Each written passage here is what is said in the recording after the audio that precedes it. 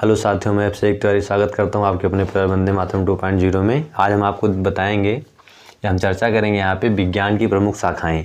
यहाँ से जितने भी कंपटीशन होते हैं या कोई भी एग्ज़ाम हो नॉर्मल, वहाँ पे यहाँ से 1 नंबर के या 2 नंबर के प्रश्न ज़रूर पूछे जाते हैं कि कौन सी शाखा में किस चीज़ के बारे में अध्ययन किया जाता है। हमको यहाँ पे बताना रहता है। तो उसी के संबंध में आज हम देखेंगे। पहले नंबर पे है एक्रोबेटिक्स। तो एक्रोबेटिक्स विज्ञान की एक शाखा है और इसमें अध्ययन किया जाता है व्यायाम संबंधी विज्ञान की शाखा है। मतलब इसमें जो व्यायाम होता है डेली का रूटीन हमको बताया जाता है स्वस्थ रहने के लिए आपको व्यायाम करना चाहिए, तो उसी के बारे में इसमें अध्ययन करना है आपको। तो आप किस शाखा को पढ़िए? एक्रोबेटिक्स को। उसके बाद दूसरे नंबर पे आता है एंटोमोलॉजी। अब जो एंटोमोलॉजी है इसमें है कीट और पतंग का अध्ययन। अब पतंग का मतलब उड़ाने वाली पतंग नहीं, कीट पतंग जो होता है जीव होते हैं उनके बारे में हमको अध्ययन करना है। तो एंटोमोलॉजी एक शाखा होती है, उसका अध्ययन हमको करना पड़ेगा। उसके लिए आता है अगले नंबर पे एपीकल्चर। एपीकल्चर का नाम तो सब लोगों ने सुना होगा। एपीकल्चर में क्या होता है? मधुमक्खियों के पालन का अध्ययन होता है। मतलब मधुमक्खियों का किस प्रकार से पालन करना है, उनकी देख रेख कैसे करनी है और उनको क्या अच्छा लगता है, मतलब किससे मधुमक्खी पालन में वृद्धि हो सकती है, उसके बारे में आपको जानना है। तो उसके लिए आप क्या करिए? एपीकल्चर शाखा होती है उसको पढ़ना पड़ेगा।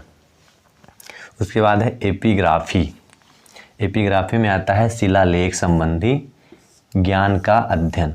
अब शिलालेख क्या होता है? शिलालेख का मतलब होता है पत्थरों पे लेख। शिला का मतलब क्या होता है? पत्थर, और लेख का मतलब होता है लेखन विधि। मतलब जो भी उस पर लेख लिखा गया है शिलालेखों पर, अगर उसको सब लोग पढ़ पाते होते तो ऐसा थोड़ी ना होता है। सब लोग उस शिलालेख पे जो लिखा गया है प्राचीन काल में उसको सब लोग नहीं पढ़ पाते हैं। तो उसको पढ़ने के लिए एक शाखा होती है एपिग्राफी, उसका अध्ययन करना पड़ता है, तब हम उसके बारे में जान पाते हैं। उसके बाद है एरोनॉटिक्स। क्या है? एरोनॉटिक्स। एरोनॉटिक्स में है वायुयान संबंधी विज्ञान की शाखा। मतलब एरोनॉटिक्स में हम ये सीखेंगे कि वायुयान कैसे क्या होता है, मतलब जो एरोप्लेन होता है कहाँ से कहाँ जाती है, उसकी मतलब शाखाएं क्या होती हैं, उसमें क्या क्या चीज़ें लगती हैं, उसके बारे में अध्ययन करना हो तो एरोनॉटिक्स शाखा होती है, उसको पढ़ना पड़ेगा। उसके बाद है एक्रोस्टिक्स। एक्रोस्टिक्स में होता है यह ध्वनि से संबंधित विज्ञान है। मतलब यहाँ पे हमें ध्वनि के बारे में बताया जाएगा कि ध्वनि कैसी होती हैं कैसी नहीं। उसके बाद है एस्ट्रोनॉमी। जो एस्ट्रोनॉमी है खगोलीय पिंडों का अध्ययन। मतलब खगोल पिंड के बारे में अगर आपको अध्ययन करना है तो एस्ट्रोनॉमी उसकी शाखा होती है। उसके बाद है एंथोलॉजी। एंथोलॉजी में पुष्प यानी फूल, मतलब फूल से संबंधित जितने भी ज्ञान है, मतलब किस प्रजाति का कौन सा फूल होता है और मतलब कितनी प्रजातियां होती हैं, मतलब फूल के बारे में जितनी ज्ञान आपको चाहिए उसके लिए एक शाखा है एंथोलॉजी, उसका अध्ययन करना पड़ता है। उसके बाद है एस्ट्रोलॉजी। एस्ट्रोलॉजी मतलब सब लोग समझ रहे होंगे, एस्ट्रोलॉजर जो होते हैं मतलब मानव पर ग्रह नक्षत्र के प्रभाव का अध्ययन। मतलब आपके ऊपर राहु का या केतु का किसका इस समय प्रकोप चल रहा है उसके बारे में अध्ययन करना हो तो एस्ट्रोलॉजी होता है। उसके बाद है एस्ट्रोनॉटिक्स। अब एस्ट्रोनॉटिक्स में है यह अंतरिक्ष यानों से संबंधित विज्ञान है। अभी देखो यहाँ पे था एरोनॉटिक्स, एरोनॉटिक्स में था वायुयान संबंधी विज्ञान की शाखा, लेकिन जो एस्ट्रोनॉटिक्स है इसमें जो अंतरिक्ष में यान जाते हैं उसके बारे में जानने के लिए ये शाखा बनाई गई है। उसके बाद है अर्बोरिकल्चर।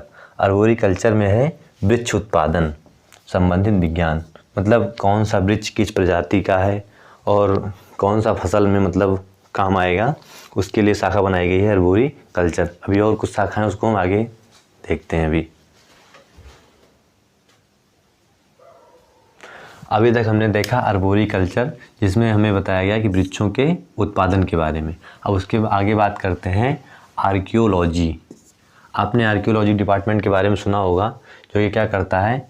पुरातत्व संबंधित विज्ञान की शाखा है। मतलब पुरातत्व का मतलब क्या होता है? जो भी पुराने तत्व होते हैं, मतलब जैसे कि जो मोहनजोदड़ो हो गया, इसकी सभी खुदाई जो होता है, खुदाई का काम, उसको ढूंढना कि मतलब कौन सा तत्व कितना पुराना है, कितने वर्षों पुराना है, इसका अध्ययन किया जाता है आर्कियोलॉजी डिपार्टमेंट में।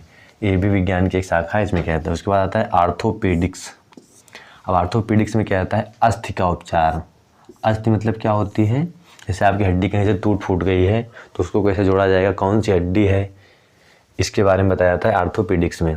उसके बाद आता है ऑर्निथोलॉजी।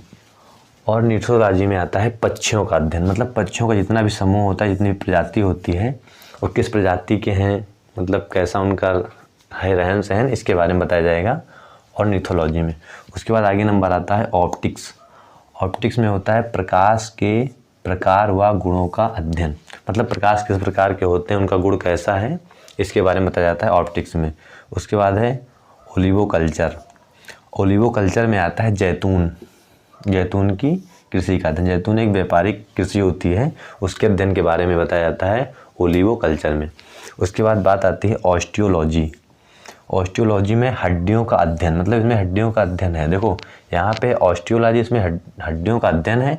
उसके बाद ऊपर है ऑर्थोपीडिक्स, अभी हम पहले से पढ़े थे, उसमें अस्थि उपचार का अध्ययन। मतलब इस दोनों में अंतर ये है, यहाँ पे हड्डियों का उपचार होता है, मतलब हड्डी कहाँ से टूटी है, उसको कैसे जोड़ना है, ये होता है कौन सी हड्डी है। और यहाँ पे कौन सी हड्डी है इसके बारे में अध्ययन पहले कहता है, टूटने फूटने वाला बाद में होता है। उसके बाद आगे बात आती है ओलेरी कल्चर। अब ओलेरी कल्चर में होता है सब्जियों की व्यापारिक कृषि, मतलब सब्जियों की खेती की तो जाती है, लेकिन सब्जियों की खेती किस प्रकार से की जाए जिससे व्यापार में लाभ हो और उसमें तरह तरह की प्रजातियां नई नई आएँ, मतलब जिसमें ज़्यादा मात्रा में सब्जियां उत्पादित हों, उसके लिए बताया जाता है ओलेरी कल्चर में। उसके बाद आगे आता है ओडेंटोलॉजी। अब ओडेंटोलॉजी में आता है दांत व मसूड़ों का अध्ययन, मतलब दांत और मसूड़ों के बारे में ओडोंटोलॉजी में अध्ययन कराया जाता है। उसके बाद आगे आता है ओनिरोलॉजी। अब ओनिरोलॉजी में क्या आता है कि स्वप्न का अध्ययन, मतलब हमारे जो रात में स्वप्न आते हैं वो क्यों आते हैं, किस लिए आते हैं, कैसे आते हैं, इसके बारे में अध्ययन किया जाता है। स्वप्न कैसे होता है, मतलब इसके बारे में बताया जाता है। उसके बाद है बायोकेमिस्ट्री।